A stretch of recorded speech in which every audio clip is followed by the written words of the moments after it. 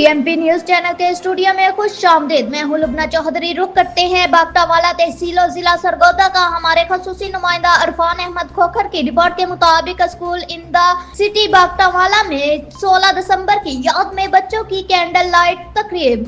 सरगोदा के इलाके बागटावाला में वाक़या स्कूल इन द सिटी में 16 दिसंबर सुबह एक पुरवकार तकरीब का इनेकाद किया गया, जिसमें तलबा ने 16 दिसंबर 2014 के सानहा आर्मी पब्लिक स्कूल पेशावर के शोहदा को याद करते हुए कैंडल लाइट तकरीब का एहतमाम किया।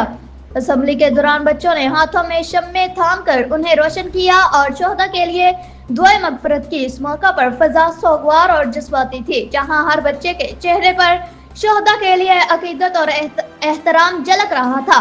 तकरीब के दौरान तलबा ने इस अलमनाक दिन को याद करते हुए कहा कि आर्मी पब्लिक स्कूल के शोहदा की कुर्बानी कभी फरामोश नहीं जा सकती।